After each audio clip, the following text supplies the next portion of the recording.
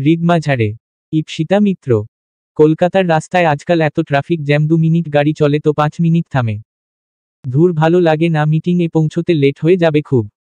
কথাগুলো নিজের মনে মনে বিড়বিড় করছিল শ্রীদীপ, আর দুরন্ত চোখ দুটো ভিড় রাস্তার এদিক ওদিক চলে যাচ্ছিল কালো কাচ ঢাকা গাড়ির ভেতর দিয়ে। এপ্রিল মাসে গাড়িতেও যেন গরম লাগছে ওর। আসলে 2 বছর কানাডাতে থেকে এখন কলকাতার ওয়েদার, ট্রাফিক, ভিড় সবের সাথেই খুব বেমানান লাগে নিজেকে।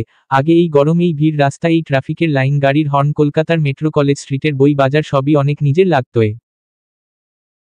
গাড়ির দরকার ছিল না, রোজকার দিনে বাস অটোতে দিব্যি কাজ চলে যেত। কিন্তু এই 2 বছরে সবটাই বদলে গেছে, সব অভ্যাস, সব ভাবনা, সব হিসাব। এই 2 বছর বাদে কলকাতায় ফিরে এসে রোজ মনে হচ্ছে সব কিছুর মধ্যেও কিছু একটা নেই। আনমনে নিজের অজান্তেই এই ভিড়ে ঠাসা রাস্তাগুলোতে একটা চেনা মুখ খুঁজে চলেছে শ্রীদীপের চোখ। অনেকদিনের না দেখা একটা মুখ, অবশ্য না দেখার ডিসিশনটা শ্রীদীপেরই নেয়া। 2 বছর আগের একটা বৃষ্টি ভেজা বিকেলে শ্রীদীপ খুব কঠিন হয়ে গিয়েছিল, এত রাগ জমেছিল ওর মনে, হাত ধরে টেনে নিজের ঘর থেকে বার করে দিয়েছিল তাকে। আর কখনো আমার সামনে আসবি না, আজ থেকে তোর আর আমার কথা শেষ। চিৎকার করে কথাগুলো বলে মুখের ওপর দরজা বন্ধ করে দিয়েছিল। সে অনেকবার সরি বলেছিল, কথা বলার চেষ্টা করেছিল, ফোন, মেসেজ, চিঠি, অনেকভাবে ফিরে আসতে চেয়েছিল, কিন্তু শ্রীদীপ আর সুযোগ দেয়নি। কানাডা যাওয়ার দিনও দেখা না করেই এয়ারপোর্টে চলে গিয়েছিল। ভেবেছিল আর কখনোই তাকে মনে পড়বে না, যার ওপর এত রাগ, এত বিরক্তি জমে, সে জীবনে না থাকাই ভালো। কিন্তু ভাবনাগুলো মেলেনি। দিন যত এগোলো রাগের বরফটা গলতে শুরু করলো। হঠাৎ হঠাৎ সেই গলার আওয়াজটাকে মনে পড়তে শুরু করলো। এতটা রুডলি বিহেভ না করলেই চলতো। কথাটা মাঝে মাঝেই মনে হতে লাগলো, যদিও ততদিনে সবই শেষ। সে শ্রীদীপের কথা শুনে নিজের সব কথা নিয়ে এই ভিড় রাস্তায় হারিয়ে গেছে, আর ফিরে আসার চেষ্টা করেনি। একদিন যখন শ্রীদীপ ওর জন্মদিনে নিজের রাগ, ইগো সব বিসর্জন দিয়ে প্রায় 1 বছর পর সেই পুরনো নম্বরটা ডায়াল করলো ওপারে, তখন ছিল নিস্তব্ধতা। ফোন নম্বরটা তারপর যতবারই ডায়াল করেছে ততবার সুইচ অফই বলেছে। 1 বছর পর খোঁজ নিয়ে জানতে পারলো সে তার অ্যাড্রেসটাও চেঞ্জ করে নিয়েছে। নতুন ঠিকানা কেউ জানে না আজ এতদিনে বাদে কলকাতায় ফিরে, তাই কারণে অকারণে মাঝে মাঝেই সেই পুরনো হারিয়ে যাওয়ার মুখটাকে মনে পড়ে ওর। এই যেমন এখন এই ট্রাফিক জ্যামে কালো কাচের ভেতরে বসে মনে পড়ছে গরম, বিরক্তি, মিটিংয়ে দেরিতে পৌঁছনোর চিন্তার মধ্যেও এই সময়ই হঠাৎ ওর গাড়ির জানলায় টোকা পড়ল। একটা ধূপ নেবেন? খুব ভালো গন্ধ, দাম মাত্র 10 টাকা। সেই গলার স্বর, সেই বড় বড় চোখের মেয়েটা ওই কালো কাচের ওপারে দাঁড়িয়ে। শ্রীদীপ কাঁচ নামাতেই মেয়েটার মুখটা থমথমে হয়ে গেল। এক মুহূর্ত অপেক্ষা না করে মেয়েটা ট্রাফিকে ঠাসা রাস্তায় পা চালালো, আর শ্রীদীপের চোখের পলকেই ভিড়ে হারিয়ে গেল। ততক্ষণে ট্রাফিকের আলো সবুজ হয়ে গেছে, পেছনে লাইন দেয়া গাড়িগুলো সময়ের সাথে দৌড়বে বলে হর্ন দিতে শুরু করেছে। এখন গাড়ি থেকে নেমে শ্রীদীপের ভিড়ে তাকে খুঁজতে যাওয়া অসম্ভব, তাই স্টিয়ারিংয়ে হাত দিতে হলো। 2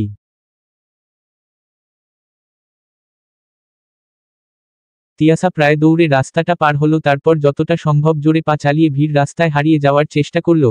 হ্যাঁ, হারিয়েই তো যেতে চায়ও, দূরে কোথাও, যেখানে চেনা মুখগুলো আর কখনো সামনে আসবে না, কখনো মুখোমুখি হতে হবে না পুরনো সময় ফেলে আসা মানুষগুলোর সাথে। কিন্তু আজ যেন সব কিছু এলোমেলো হয়ে যাচ্ছে। হঠাৎ এতদিন বাদে শ্রীদীপের সাথে দেখা, গাড়ির কালো কাচের ওপারে যদি শ্রীদীপ আছে জানতো, তাহলে কখনোই ধূপগুলো নিয়ে ওই গাড়িটার কাছে যেত না বিক্রি করতে। এখন তিয়াসারও মনে হয় কিছু দূরত্ব শেষ না হওয়াই ভালো, কিছু মানুষকে দূরে রাখাই ভালো। কিন্তু তাও আজ হঠাৎ পুরনো দিন, পুরনো কথা মনে পড়ে যাচ্ছে তিয়াসার বারবার। শ্রীদীপ আর তিয়াসা একই পাড়ায় থাকতো, ছোট থেকেই একই স্কুল, তাই বন্ধুত্বটা শুধু পার্কে খেলার সময় না, বইয়ের পাতায়ও জমতো খুব। শ্রীদীপ তিয়াসার থেকে 1 বছরের বড়, তাই একটা গার্জিয়ান ভাবও কাজ করত ওর মধ্যে। ওকে দায়িত্ব নিয়ে স্কুলে পৌঁছে দেয়া, প্রজেক্টগুলো কমপ্লিট করে দেয়া, প্র্যাকটিক্যালের লেখা লিখে দেয়া, সবটাই করত শ্রীদীপ। তিয়াসাও তাই ছোট বড় সব ব্যাপারেই একজনের শরণাপন্ন হতো।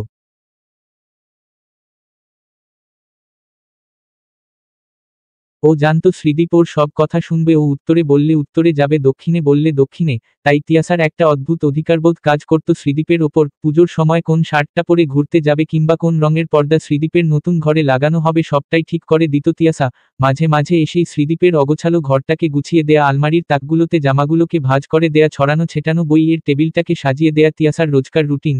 আর এই রুটিন ফলো করতে করতেই কখন যে শ্রীদীপের জন্য ফিল করতে শুরু করেছিল, ওকে ভালোবাসতে শুরু করেছিল, নিজেও বোঝেনি।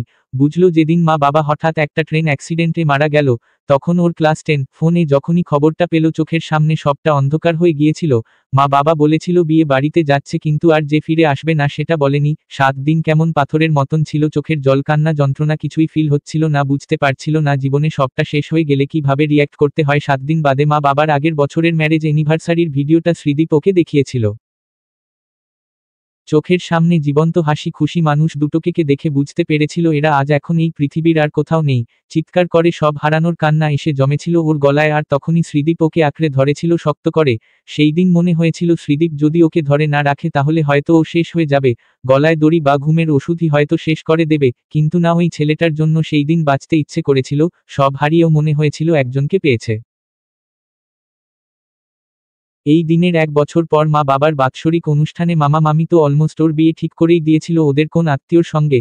তিয়াসাকে ঘাট থেকে নামাতে পারলেই বাঁচত ওরা, তাহলেই তিয়াসার বাড়ি ব্যাংকের টাকা খুব সহজেই হাত করে নেবে, কিন্তু সেই দিনও ওদের সব প্ল্যানে জল ঢেলে দিয়েছিল ওই একজন শ্রীদীপ। জোর গলায় এক ঘর আত্মীয় স্বজনের সামনে বলেছিল, কাকু কাকিমা মারা গেছে মানে এই না যে তিয়াসার কেউ নেই, ওর এখনো 18 বছর হয়নি, ওর বিয়ে দেয়াটা ইল্লিগ্যাল। এরপরও আপনারা যদি জোর করে তিয়াসার বিয়ে দিতে যান তাহলে আমার বাবা আপনাদের এগেনস্টে কেস ফাইল করবে। আর নিশ্চয়ই জানেন আমার বাবা হাই কোর্টে প্র্যাকটিস করে, 3-4 বছরের জেল হলে কি খুব ভালো লাগবে? তাই প্লিজ নিজের লিমিটে থাকুন।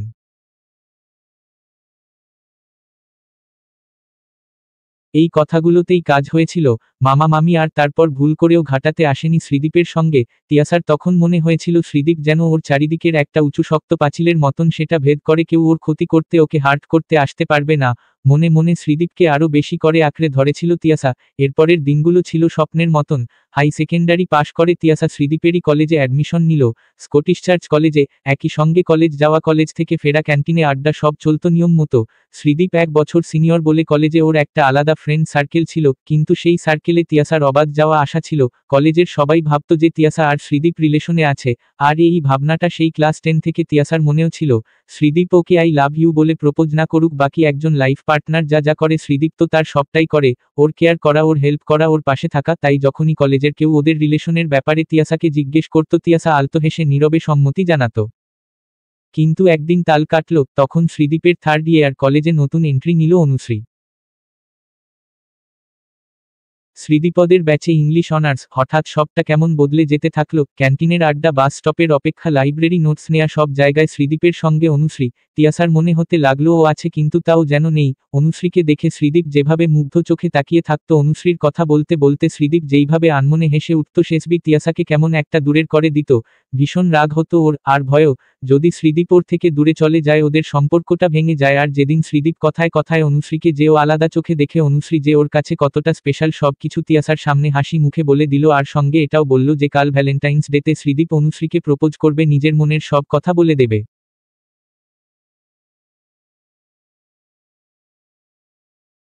সেই দিন তিয়াসার যেন সবটা ভেঙে গেল, ভেতরটা খা খা করতে থাকলো।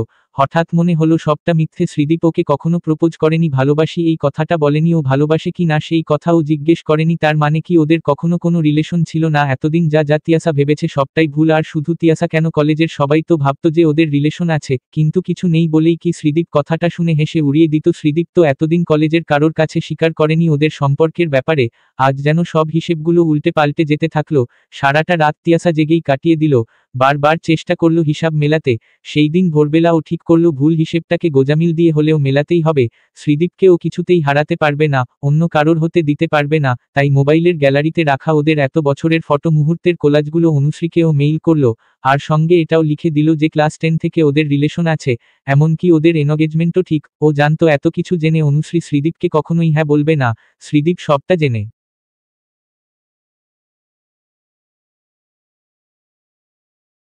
হয়তো প্রথমে খুব রেগে যাবে, কিন্তু তারপর যখন তিয়াসার এতদিনের জমে থাকা ফিলিংসগুলো জানতে পারবে, তখন ওকে কিছুতেই ফেরাতে পারবে না। আর তিয়াসার ফিলিংস এর কথা জেনে হয়তো শ্রীদীপ নিজেও নিজের ফিলিংসগুলোকে চিনতে পারবে, বুঝতে পারবে। শ্রীদীপ ওকে ভালোবাসে, নইলে কেউ কারোর জন্য এত কিছু করে না, এইভাবে আগলে রাখে না। এইসবি ভেবেই বিকেলবেলা একটা লাল গোলাপ নিয়ে শ্রীদীপদের বাড়ি গিয়েছিল। শ্রীদীপ যতই রাগুক, কিন্তু তিয়াসাকে কখনোই ফেরাতে পারবে না। কিন্তু শ্রীদীপের ঘরে গিয়েও বুঝলো সবটা শেষ, শুধু শ্রীদীপ আর অনুশ্রীর মধ্যে না, শ্রীদীপ আর তিয়াসার মধ্যেও। রাগে অপমানে লাল হয়ে গিয়েছিল শ্রীদীপের মুখটা। অনুশ্রী আজ ওকে সবার সামনে মিথ্যেবাদী বলেছে, পারভার্ট বলেছে। যাকে পছন্দ করে তার কাছ থেকে এতটা অপমান শ্রীদীপ নিতে পারেনি। আর এটা ভাবতে আরো কষ্ট হচ্ছে, খারাপ লাগছে, এই সব অপমানগুলো ওর ছোটবেলার বন্ধুর জন্য ওকে পেতে হয়েছে। যাকে ও সব থেকে বেশি বিশ্বাস করে, সব থেকে বেশি কেয়ার করে, তার জন্য আজ অনুশ্রী ওকে ছেড়ে দিল। তিয়াসাকে দেখে সেই দিন ও চিৎকার করে উঠেছিল, তোর লজ্জা করে না এতটা ছোট মনের তুই? এতদিন ধরে তোকে আমি আলাদা ভাবতাম, তোকে ভালো ভাবতাম, বিলিভ করতাম, আর তুই এতগুলো মিথ্যা কথা, আমাদের ফটোগ্রাফ সব কিছু ইউজ করে একটা গল্প বানিয়ে অনুশ্রীর চোখে আমাকে এতটা নিচে নামিয়ে দিলি, আর এরপরও তুই এই বাড়িতে এসেছিস আমার কাছে মুখ দেখাতে। সেই দিন তিয়াসা অনেকভাবে বোঝানোর চেষ্টা করেছিল যা করেছে কেন করেছে। শ্রীদীপের হাতটা শক্ত করে ধরে ওর মনের কথাগুলো বলেছিল, আমি তোমার জন্য ফিল করি সেই ক্লাস 10 থেকে, কিন্তু কখনো বলিনি কারণ আমি ভাবতাম তুমিও আমাকে ভালোবাসো, আর সব কথা বলার দরকার হয় না। আমি জানি এখন তুমি আমার ওপর রেগে যাচ্ছ, কিন্তু কিছুদিন বাদে সব আবার আগের মতন হয়ে যাবে, তুমি সব ভুলে যাবে। তবে সেই কথাগুলো শ্রীদীপ শুনেও শোনেনি, ওর হাতটা ধরে টেনে ওকে ঘর থেকে বার করে দিয়েছিল। এক সেকেন্ডে এত বছরের বন্ধুত্ব ভেঙে দিয়েছিল, কারণ সেই দিন শ্রীদীপের বিশ্বাস ভেঙেছিল। তিয়াসার মুখটাও দেখতে চায়নি তারপর আর কখনো। কলেজের লাস্ট সেমিস্টার মার্চে ছিল, সেটা শেষ করেই কানাডা চলে গিয়েছিল বি এ পড়তে। এর মধ্যে যতবার তিয়াসার ওর সাথে কথা বলতে এসেছে শ্রীদীপ মুখ ঘুরিয়ে নিয়েছে। কলেজের ক্লাসরুম কি পাড়ার রাস্তা, শ্রীদীপ আর তিয়াসাকে দেখে চিনেও চেনেনি। ওর ফোন কলস রিসিভ করা তো দূরে থাক, ওর একটা মেইলেরও রিপ্লাই দেয়নি। শ্রীদীপের কানাডা যাবার দিন তিয়াসা শেষবার শ্রীদীপকে দেখতে এসেছিল, অনেকবার ওর ঘরে দরজাটাকে ধাক্কা দিয়েছিল, শেষবার সরি বলতে চেয়েছিল, কিন্তু শ্রীদীপ সেই দিনও দরজা খোলেনি।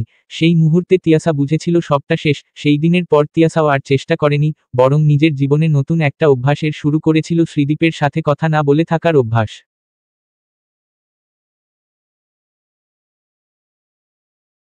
আজ এতগুলো দিন পর সবই বদলে গেছে। তিয়াসার মামা মামি গ্রাজুয়েশন শেষ হতেই ওকে জোর করে একটা পাগলের সাথে বিয়ে দিয়ে দিয়েছিল পুরুলিয়াতে।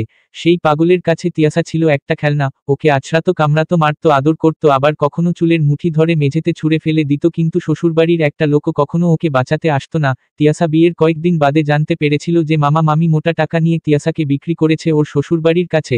সেই দিন যেন তিয়াসার চোখের সামনে সবটা অন্ধকার হয়ে গিয়েছিল। এক মুহূর্তের জন্য মনে হয়েছিল মরে গেলেই সব সমস্যার সমাধান হয়ে যাবে, কিন্তু পরের মুহূর্তে মনে হয়েছিল মা বাবার অ্যাক্সিডেন্টের পর যদিও মৃত্যুকে না জীবনকে বেছে নেয়, তাহলে আজ কোনো না শেষ চেষ্টাও করবেই বেঁচে থাকার চেষ্টা। তাই সেই রাতে শ্বশুরবাড়িতে সবাই ঘুমিয়ে পড়ার পর তিয়াসা বাড়ির পেছনের দরজা দিয়ে পালিয়েছিল। লাল মাটির অন্ধকার রাস্তা পেরিয়ে স্টেশনে এসে দাঁড়িয়ে থাকা ট্রেনটাতে উঠে পড়েছিল। জানতো না এই ট্রেনটা ওকে কোথায় নিয়ে যাবে, তাও একবার শেষবার বাঁচার চেষ্টা করেছিল। দুদিন বাদে কলকাতা ফিরে যখন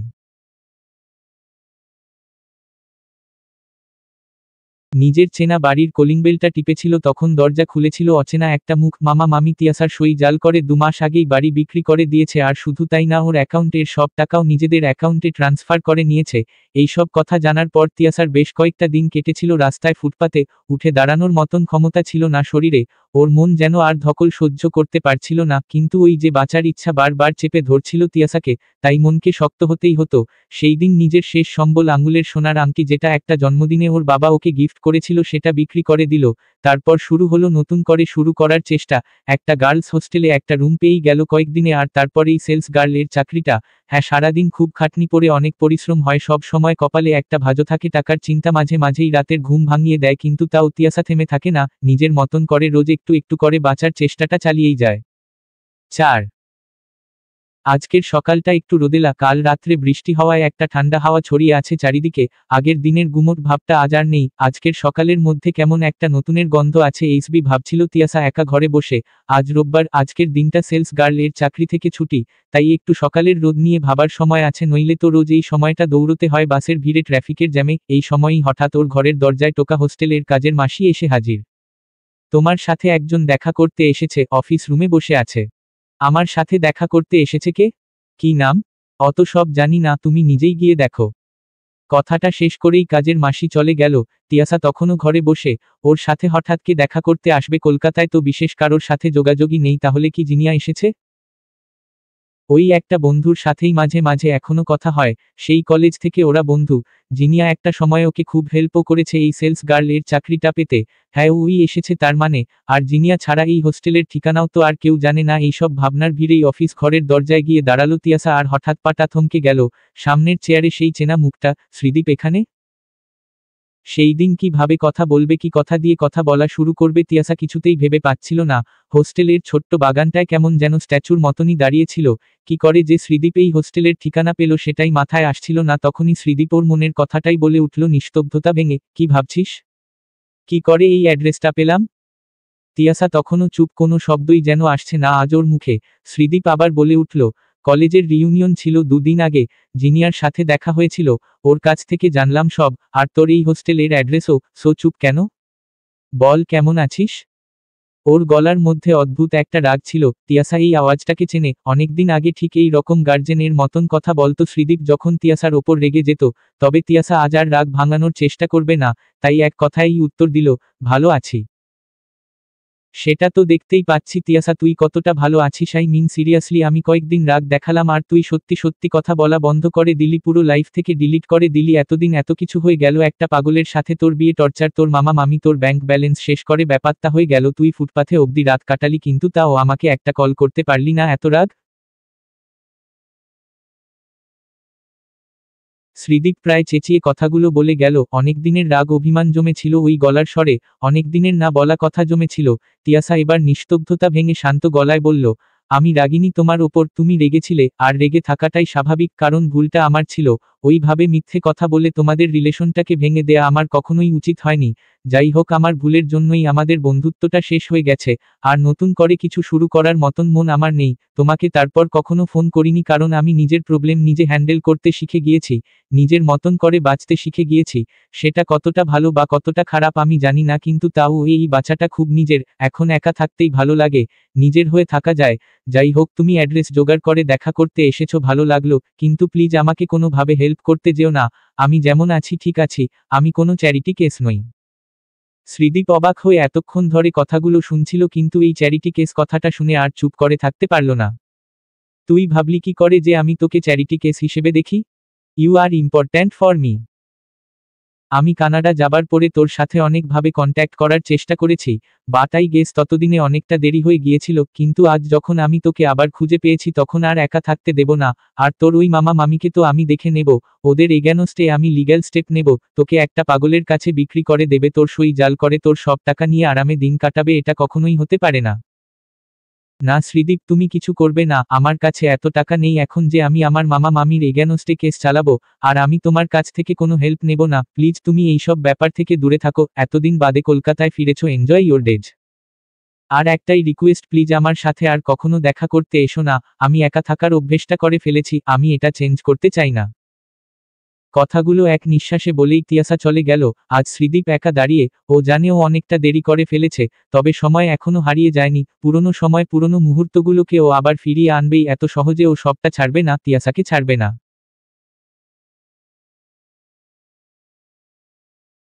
শ্রীদীপ জানে ঘি সোজা আঙ্গুলে না উঠলে আঙ্গুলটাকে বেঁকাতে হয়, তিয়াসা আগের থেকে অনেক বদলে গেছে, অনেক কঠিন হয়ে গেছে, আর সেটাই স্বাভাবিক, লাইফের কিছু কিছু ইনসিডেন্ট মানুষকে পাথর করে দেয়, কিন্তু পাথর হয়ে তো জীবন কাটানো যায় না, জীবনে হাসি, কান্না, রাগ, অভিমান, এই ফিলিংসগুলো শেষ হয়ে গেলে সেই বাঁচার মধ্যে কোনো প্রাণ থাকে না। তিয়াসার কথা শুনে ওর থেকে দূরে থেকে শ্রীদীপ আর একটা ভুল কখনোই করবে না, বরং কাছে থেকে পুরনো হারিয়ে যাওয়া সব কিছু ফিরে পাওয়ার চেষ্টা করবে। এইসব ভাবতে ভাবতেই পরের দিন তিয়াসার হোস্টেলের সামনে গাড়িটা পার্ক করলো। আজও তিয়াসাকে বোঝাবেই ওর মামা মামির এগেনস্টে কেস করতেই হবে, ওদেরকে এত সহজে ছাড়া যায় না। মনে মনে আজ অনেক ডায়লগও রেডি করে এসেছে শ্রীদীপ, তিয়াসাকে যুক্তি দিয়ে হোক, তর্ক করে হোক, বোঝাতেই হবে।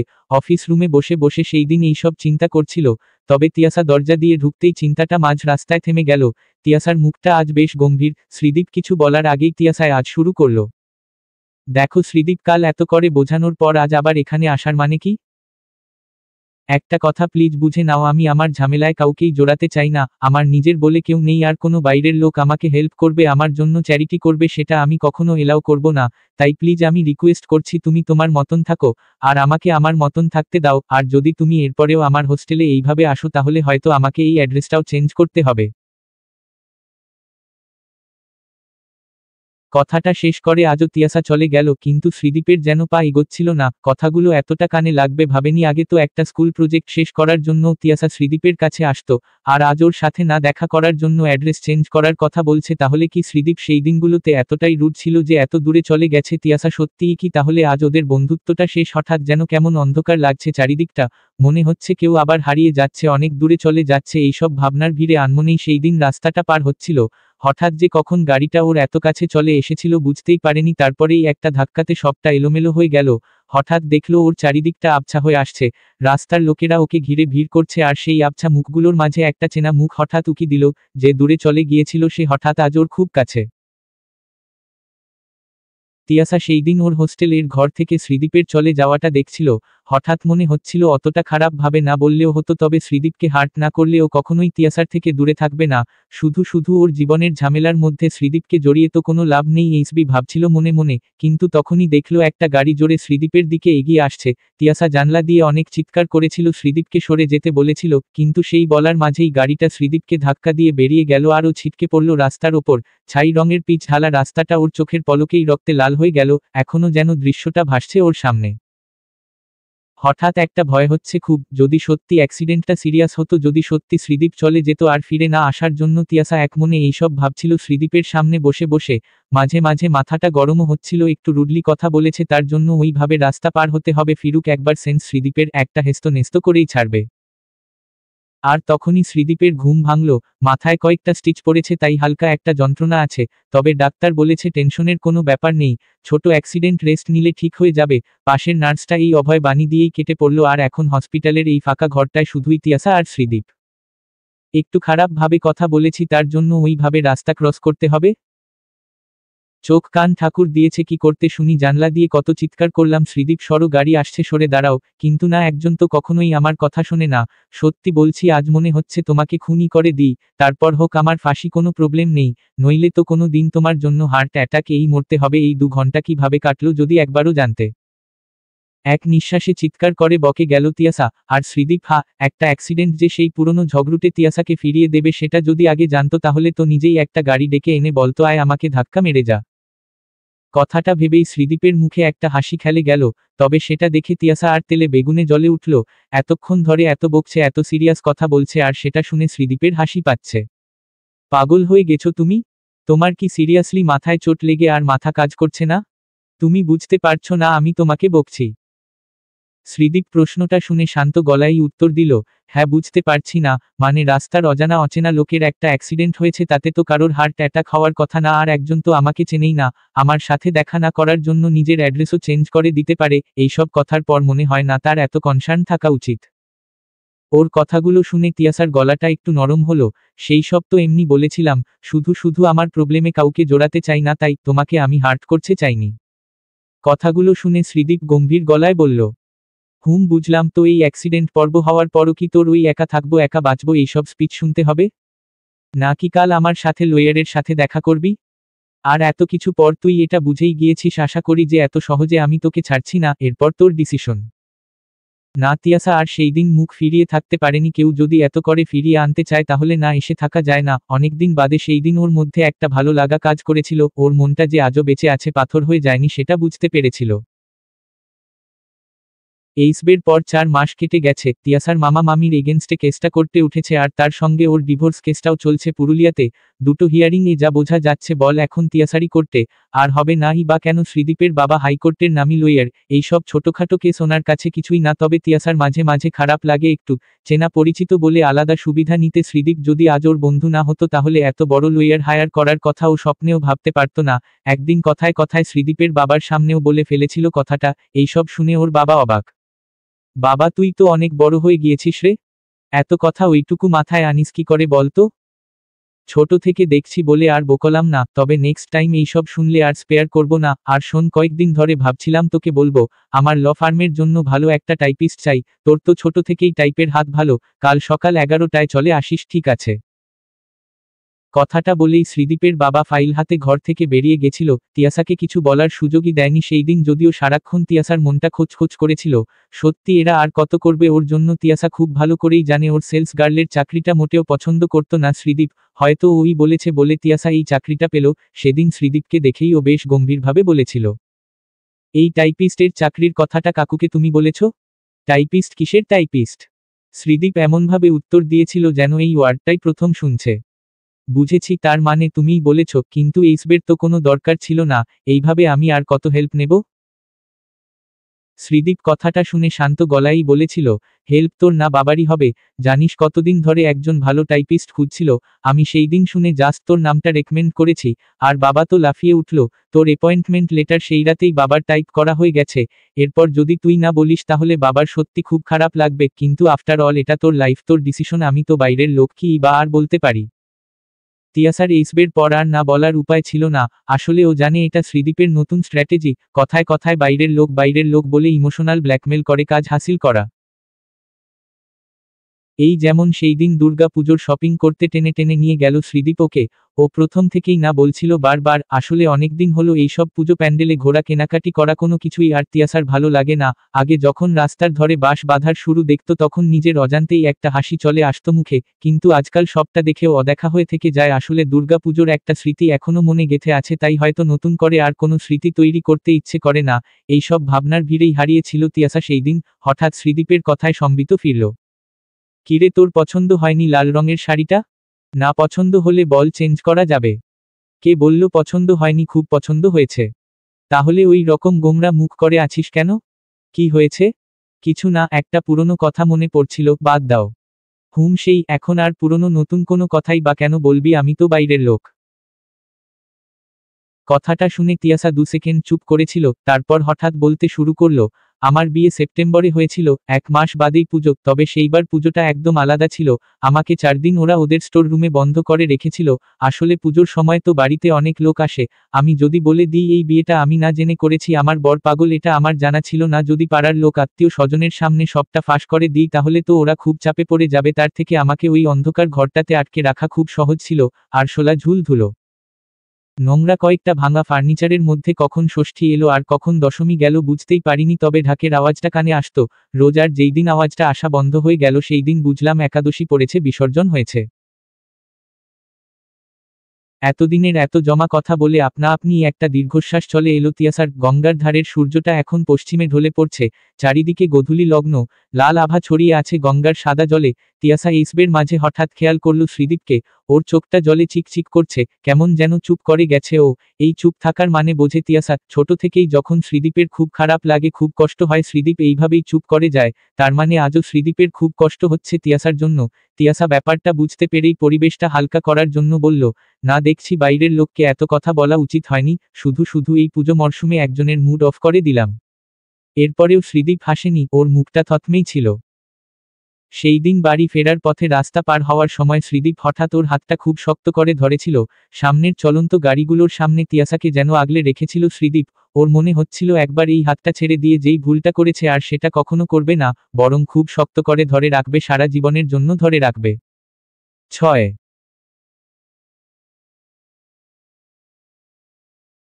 আজ দুর্গা পুজোর সপ্তমী। সকাল সকাল ঢাকের আওয়াজে শ্রীদীপের ঘুমটা ভেঙে গেল। কানাডা থেকে ফেরার পর এই প্রথম দুর্গা পুজো কলকাতায়। একটা কথা ঠিক, কোনো কিছুর থেকে দূরে থাকলেই তার ইম্পর্টেন্সটা বোঝা যায় লাইফে। এই যেমন এই 2 বছর কত মিস করেছে এই শরৎকাল ঢাকের আওয়াজ, ঠাকুর মশাইয়ের মাইকের সামনে জোরে জোরে মন্ত্রপাঠ। অবশ্য এই 2 বছরে যে শুধু দুর্গা ঠাকুরের ইম্পর্টেন্সই বুঝেছে লাইফে তা নয়, আরও একজন যে কতটা ইম্পর্ট্যান্ট, কতটা জায়গা জুড়ে আছে ওর লাইফে তাও বুঝেছে। সত্যিও মাঝে মাঝে ভাবে কি টিউব লাইটই না ছিল একটা সময় তিয়াসাকে যে মনে মনে এত ভালোবাসতো, সেটা অতগুলো বছর না বুঝে কাটিয়ে দিল। মাঝখান থেকে শুধু শুধু এতগুলো ঘটনা, এত সব ট্র্যাজেডি হয়ে গেল তিয়াসার লাইফে। ব্যাস, তবে আর না, এবার ওর এই ট্র্যাজিক স্টোরিকে একটা হ্যাপি এন্ডিং দেওয়ার সময় চলে এসেছে। আজ বেশ কয়েকবার আয়নায় নিজেকে দেখে নিল শ্রীদীপ। লাল রঙের পাঞ্জাবিতে খারাপ লাগছে না খুব একটা, বরং বেশ একটু হ্যান্ডসামি লাগছে।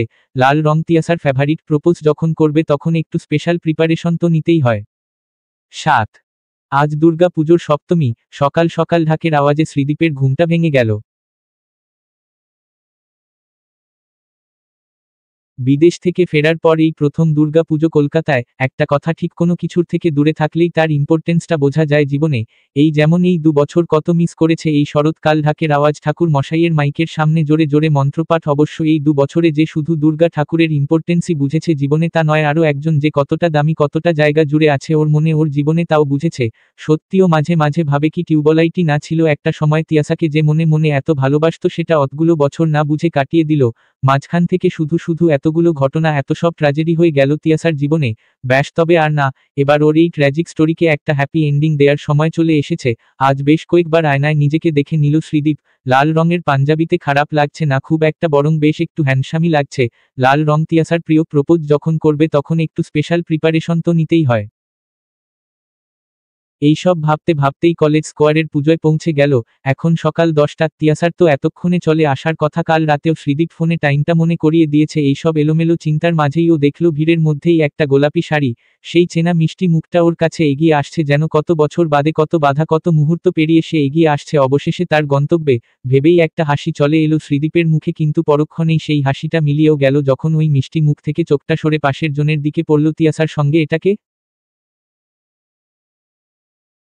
অনুশ্রী, সেই কলেজের ফেলে আসা অনুশ্রী, হঠাৎ এখানে কি করছে? হাজারটা প্রশ্ন যেন এক সেকেন্ডে শ্রীদীপের মাথায় এসে ভিড় করল, আর তার উত্তর দিতেই তিয়াসা হাসি মুখে ওর সামনে হাজির। দেখো কাকে সঙ্গে করে এনেছি অনুশ্রী, এটা আমার তরফ থেকে তোমাকে পুজোর গিফট। আমি জানি আমি অনেক ভুল করেছি, ওইভাবে মিথ্যা বলে তোমাদের রিলেশনটাকে নষ্ট করাটা আমার একদম ঠিক হয়নি। আমার জন্য তোমাদের জীবনের 2 বছর চলে গেছে, আমি জানি সরি বলে এটাকে ঠিক করা যাবে না, তাও একটু চেষ্টা করলাম। প্লিজ এবার তোমরা কথা বলে পুরনো সব কিছু সলভ করে নাও। আর অনুশ্রীকে আমি আগেই সবটা বুঝিয়ে বলেছি, আর এখন তো অনুশ্রীর বাড়ির থেকে ওর জন্য ছেলে খুঁজছে। প্লিজ তোমরা এবার নতুন করে শুরু করো। All the best. যাই হোক, আর কথা বাড়াবো না, আমি চললাম, তোমরা এনজয় করো। কথাটা বলেই তিয়াসা আর এক মুহূর্ত দাঁড়ালো না, শ্রীদীপের কিছু বোঝার আগেই ভিড়ের মধ্যে মিলিয়ে গেল। তবে অনুশ্রী দাঁড়িয়ে ছিল শ্রীদীপের সামনে, কিছু কথা সাজিয়েও বলল, সরি শ্রীদীপ, সেই দিন ওইভাবে না জেনে না বুঝে অত বাজে ভাবে তোমার সাথে বিহেভ করা উচিত হয়নি। তিয়াসা যে এতদিন বাদে আমার ঠিকানা খুঁজে আমাকে সব সত্যি বলবে, এটা আমি একদম এক্সপেক্ট করিনি। আর এখন তো আমার মা বাবাও আমার জন্য ছেলে খুঁজছে, তাই যদি তুমি রাজি থাকো তাহলে আর একবার নতুন করে শুরু করা যায় না? না, যায় না, নতুন পুরনো কোনো কিছুই শুরু করা যায় না। আর এইসবের পর যদি শ্রীদীপ চুপ থাকে তাহলে জল আরও গড়াবে, তাই তাড়াতাড়ি অনুশ্রীর কথা থামিয়ে দিয়ে বলল, আই অ্যাম সরি অনুশ্রী, অনেক বড় মিসআন্ডারস্ট্যান্ডিং হয়ে গেছে। আমি তোমাকে লাইক করি না, ইনফ্যাক্ট হয়তো কখনো করতামও না, কিন্তু এটা বুঝতে অনেক দেরি হয়ে গেছে। যাই হোক, আমাকে এখন যেতে হবে, আর দেরি করলে চলবে না। কথাটা বলেই শ্রীদীপ এগিয়ে গেল, আর পেছনে ফিরে তাকালো না। অনুশ্রী ওর জীবনের একটা ভুল স্টেশন ছিল, ওর গন্তব্য না, আজ ওকে ওর ঠিক স্টেশনটা খুঁজে বার করতেই হবে, এই ভেবেই এগিয়ে যাচ্ছিল। ওই ভিড় রাস্তায় হাজারো অজানা অচেনা মুখের মাঝে সেই একটা চেনা মুখ খুঁজছিল, আর হঠাৎ চোখটা আটকে গেল। সেই চেনা মুখ গাড়ি ভর্তি রাস্তার পাশে দাঁড়িয়ে রাস্তা পার হওয়ার অপেক্ষায়। শ্রীদীপ দৌড়ে গেল ওর কাছে। তিয়াসা হঠাৎ শ্রীদীপকে পাশে দেখে অবাক, ওর চোখটা এখনো জলে ভর্তি। তখন ওই মুহূর্তে শ্রীদীপ আর অনুশ্রীর মাঝে দাঁড়ায়নি, কারণ এই জলটা হঠাৎ করে চলে এলে খুব মুশকিল হয়ে যেত। একবার শ্রীদীপকে কাছে পেতে চেয়েছে, কিন্তু আর তো সেই ভুল করবে না। কিন্তু শ্রীদীপ হঠাৎ এখানে কি করছে কথাটা জিজ্ঞেস করার আগেই শ্রীদীপ ওর হাতটা ধরে নিল শক্ত করে, সেই যেমন সেই দিন গঙ্গার ধার থেকে ফেরার সময় ধরেছিল। তারপর বেশ গম্ভীর গলায় বলল, তোকে আর কখনোই আমি একা রাস্তা পার হতে দেব না, বুঝলি? আর তুই কি ভেবেছিস তিয়াসা, যখন তখন আমার লাইফে যা খুশি তাই করবি? তোকে কে মাথার দিব্যি দিয়েছিল অনুশ্রীকে খুঁজে আমার সামনে নিয়ে আসতে? কে বলল তোকে যে আমি ওকে বিয়ে করতে চাই? তিয়াসা থমথমে মুখে উত্তর দিল, কেন? তুমিই তো বলেছিলে 2 বছর আগে। হে ভগবান, 2 বছর আগে যা বলেছিলাম সেটা এখনো মনে রাখলি? আর এই রিসেন্টলি এতগুলো দিন যে এত কিছু করলাম তোর জন্য, অ্যাক্সিডেন্ট করতে, কেস, তোর ডিভোর্স, এইসব কিছু মনে হলো না? কি মনে হবে, আমি ভালো বন্ধু তাই করেছ? না, আপনি শুধু আমার ভালো বন্ধু না, আপনার জন্য আমি ফিল করি মন থেকে ভালোবাসি, নিজের করে রাখতে চাই সারা জীবনের জন্য, তাই এত কিছু করেছি। আর আজ এই লাল রঙের পাঞ্জাবি পরে আমি তোকে প্রপোজ করতে এসেছিলাম, বুঝলি? এবার প্লিজ, এবার আর না বলিস না, অলরেডি 2 বছর দেরি হয়ে গেছে, প্লিজ। না তিয়াসা হ্যাঁ না কিছুই বলেনি, শুধু শ্রীদীপকে জড়িয়ে ধরেছিল, আঁকড়ে ধরেছিল সারা জীবনের জন্য। কিছুক্ষণ আগে যে অনেক দূরের ছিল, আজ হঠাৎ এই মুহূর্তে সে অনেক কাছের হয়ে গেছে, একদম নিজের হয়ে ধরা দিয়েছে ওর কাছে। আর ঠিক তখনই দূরে কোনো পুজো মণ্ডপের মাইক থেকে একটা খুব চেনা সুর তিয়াসা আর শ্রীদীপের কানে এলো, সুরটা ওদের মনটাকে ছুঁয়ে গেল।